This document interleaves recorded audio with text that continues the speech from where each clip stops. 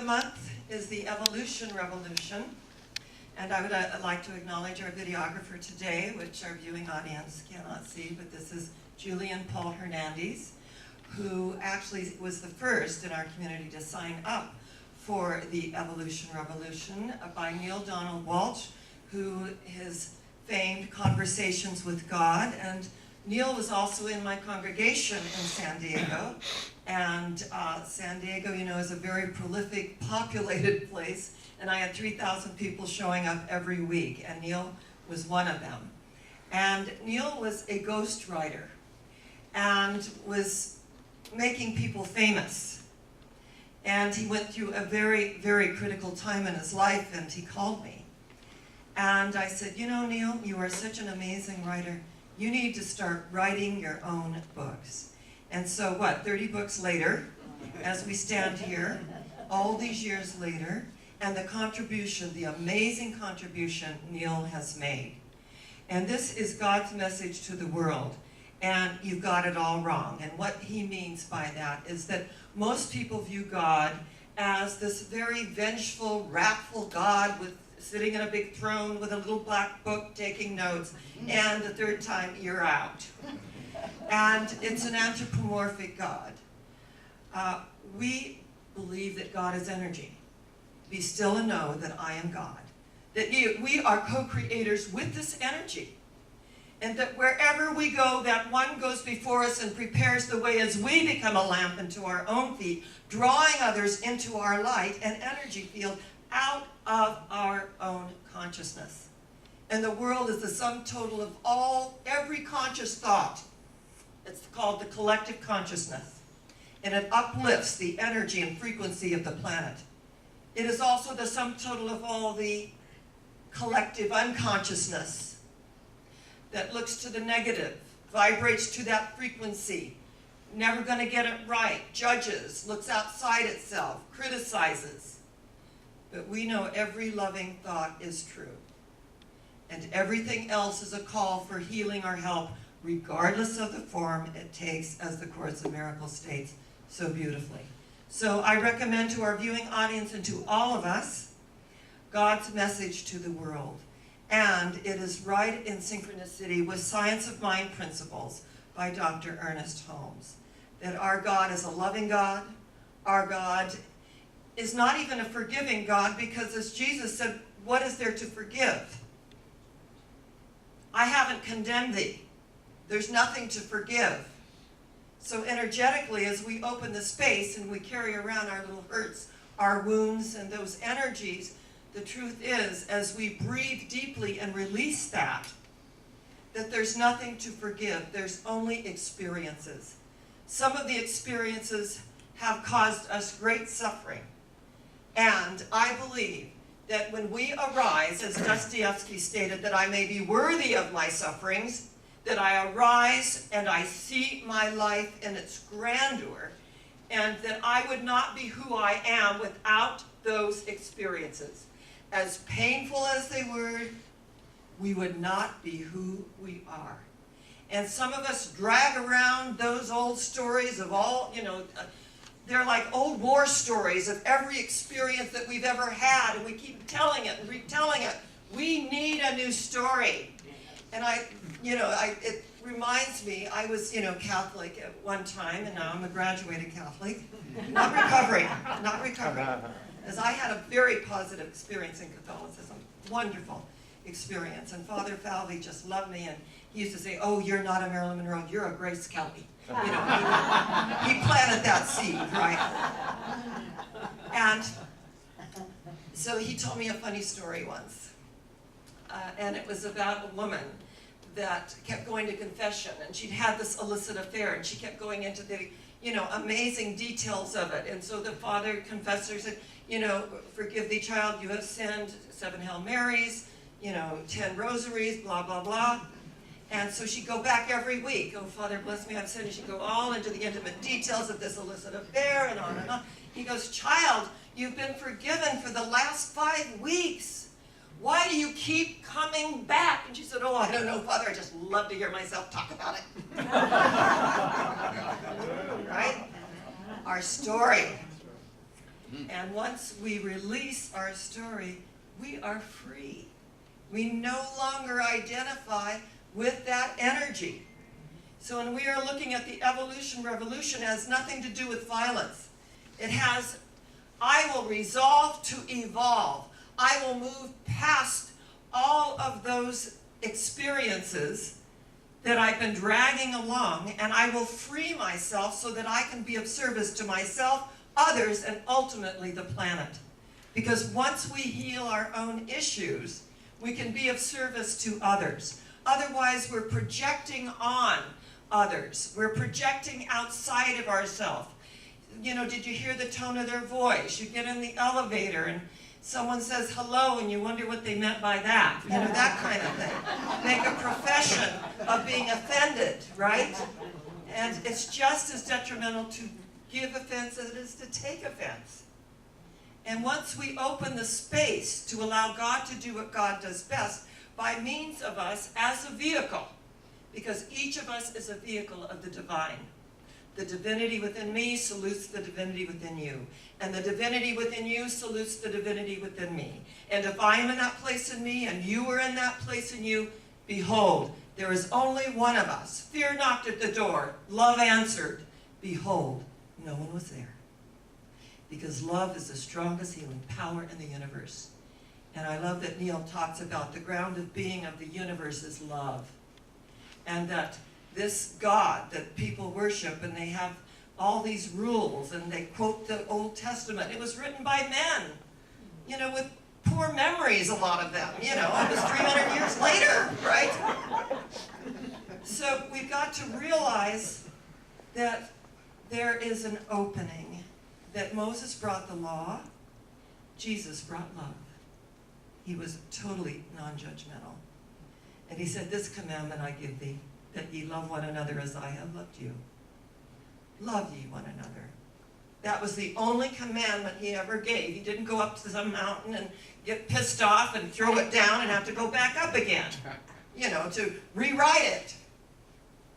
Be still and know that I am God. Be still and know that that energy, that power, that love is right where I am. There is no spot where God is not. And when we get that, when we get part, you know, and it's interesting, we're all subject to the human condition. And we all go into our little thing. But I have an egg timer. And it's 2 minutes. So I can just get totally, you know, upset for 2 minutes. And when it's done, it's done. So you get on with your life. We have these little things that arise. We don't want to drag them with us. It is so counterproductive to do that. Our way of life is so beautiful. Be still and know that I am, that holy I am presence within each and every one of us, God. We are co-creators with God. Ernest Holmes said, when you create a higher standard for man, woman, you create a better God. In other words, the thing we're looking for, we're looking with. So I see you through my own lens. And have you ever noticed there are sympathetic vibrations out there? And people get together and it's so awful, and you know, they're shaking their fists and they're doing all the things. That's a sympathetic vibration. It's a frequency. It's an energy. Others come together in prayer. And I noticed someone on Facebook who was touting a wonderful book by Marshall Rosenberg, who used to come to my ministry in San Diego as well. And the book is called Speak Peace. And he was talking about speaking peace and the energy of peace. And someone came on and said, yeah, if I'm part of the jihad and I just take a gun and I unload it on you, then what? What? And he said, I would have a new opportunity to go within and be totally present in those last moments of my life and pray for the one that had such suffering and felt so unloved that they looked outside themselves to hurt another human being. I thought, what a response. What an amazing response to be totally present to where we are at any given moment. I love the story about the two little monks walking in the forest, and suddenly two tigers appeared, and the one ran and ran and the other went up a tree, and when he ran he came to this great great cliff. And there was no place to go. And he looked down. Guess what? There's a tiger below, and there's a tiger on his tail. And so he kind of crawled down the craggy cliff, praying for safety. Very zen. And at that moment, he saw a strawberry growing out of the craggy cliff. And there was the tiger above him and a tiger below him. And being so present and engaged in the present moment, he reached out, plucked the strawberry, tasted it. It was magnificent. If this was his last conscious act, what a way to go with strawberries. So as we are in the world, but not of it, and practice mindfulness and our reactions and the opportunity that's there for us, especially in this political climate. And beyond politics, I was sent something so beautiful. And it was to Hillary Clinton. And she was asked, how do you stand all being a politician and being in the forefront of all this fire? How do you stand it? And she said, well, Henry Nouwen, who was an old monk, wrote a book called Gratitude. And every day I look for what I can be grateful for. And I bring this example to the altar because she is certainly in the firing range of so much. But to say, I look to see what I am grateful for. And to mention Henry Nouwen, who is a mystic in his time. And to quote the energy of gratitude, which is really the brightest beam to heaven, the very brightest beam to heaven. Because things are not always what they seem. There's a legend about two angels, and they knocked on a great mansion, and they needed housing for the night. And the footman came, and he went to the great Lord, and the Lord said, put them down in the basement. We have room there. And they went down to the very cold basement, and there was a hole in the wall. And before they slept, the one angel repaired the hole. And the other angel thought that was very strange. They were being so rude and not very hospitable and certainly not generous for you to fix that hole in the wall. And the first angel, the elder angel, said, things are not always what they seem. They went on traveling, and they came to a little hovel, and they knocked on the door, and a couple saw them and greeted them and shared what little food they had, and then put them in their bed. And that night, they slept soundly. And the next morning, they went down to the kitchen, and the couple were crying and in tears. Their cow had died in the night, and it was their only means of sustenance and to receive employment through selling the milk from the cow. And the second angel was just furious and said, we went to a mansion, and the Lord of the manor put us in the basement. You repaired the hole in the wall. And yet, we come here to this loving couple who had nothing and gave all. I don't understand. And the first angel said, things are not always what they seem. When we were down in the basement, shivering, I noticed something twinkling through the hole in the wall, and looked through, and there was massive, massive store of gold. And since the Lord of the manor was so filled with greed, I sealed it up so that he would never find it. And when we went to the couple's home, and we were in bed, the angel of death came and was going to take the wife in the bed, and I offered the cow instead. Things are never what they seem. And when we understand that things are never what they seem, that we cannot judge the appearances, the conditions, and the effects, because there is a greater good that is coming through. It's not as we envisioned it. It doesn't look like how we pictured it. We think this stuff doesn't work. We begin to suffer. We learn nothing by continual suffering. Dr. Holmes states that when we learn our lessons through intuition and inspiration, that's a higher vibrational frequency, and we don't repeat it with monotonous regularity. We learn, we grow, we move on, because things are not always what they seem. So when we look at our own evolution and the revolution that's going on, and actually looking at humanity's team, and I love that Neil coined, and this grassroots movement, humanity's team, is out there actively looking at what needs to be healed, sharing compassion, sharing the energy to do what we can where we are with the tools that we have. And one of the things that this great nation was founded on in the Declaration of Independence, and I want to share this very mystical story. It's about the 13 colonies, and our founding fathers were arguing amongst themselves because if they signed that Declaration of Independence, they would lose their lives. They would lose their families if they were ever discovered and ever found.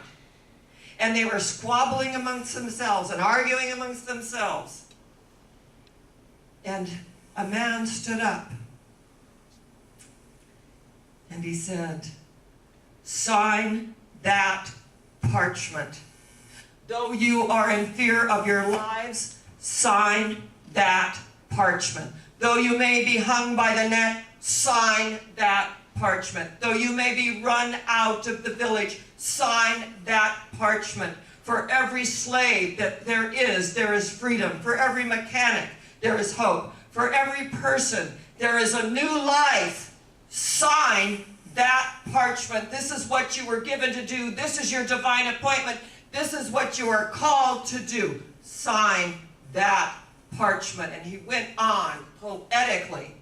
And at the end of his speech, they all gathered, all of them.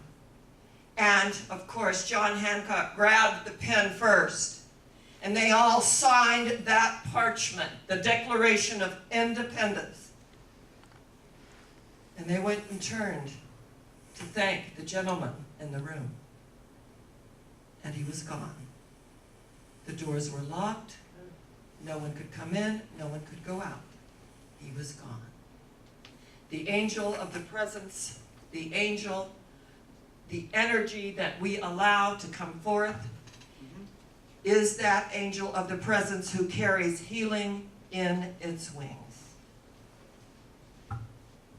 Today we're here to acknowledge the revolution begins within ourselves. It begins with the energy of love. It is the ground of being. I think we're pretty good now. And it opens a greater space for us. And Will Durant wrote a Declaration of Interdependence. And I'm going to share it with you today because I feel it is just so very, very powerful. And I think it takes it to the next level, acknowledging our own evolution and our resolve to evolve. And one of the things that I received a letter from President Obama when I received it was the Call to Service Award. And he said, "Our nation faces the most challenging economic crisis in a lifetime. We will only renew America if we all work together. Individuals, the private sector, and the government must combine efforts to make real and lasting change so that each person has the opportunity to fulfill his or her potential." And I just love this. So I'm going to share with you two things that are very, very special to me. And this is Interdependence Day. And Melanie Bacon took Will Durant's Interdependent Declaration and created this. "We hold these truths to be self-evident, that all life is interconnected and endowed by our Creator with certain inalienable rights and responsibilities. that among these are presence, compassion, and the pursuit of happiness. That to secure these rights and responsibilities, we open our minds and hearts to the needs of others and our own true needs. We hear the sound of the living universe in our ears and add our voices to the song. We live every moment with awareness of the purity and power of existence. And for the support of this declaration, we pledge to each other our love, our breath. For the freedom of the one is the freedom of the all, and the pain of the one is the pain of the all. The breath of the one is the breath of the all, and the breath of the all is the breath of God. In that we live and move and have our being in the presence, in the energy of our oneness, because we are all one, beyond color, race, creed, or sexual orientation. Our God is a God of oneness, and we are guided and directed to go to a higher place. And where are we going? Higher yet. Where? Higher yet. Where? Higher yet. And so it is. God bless you.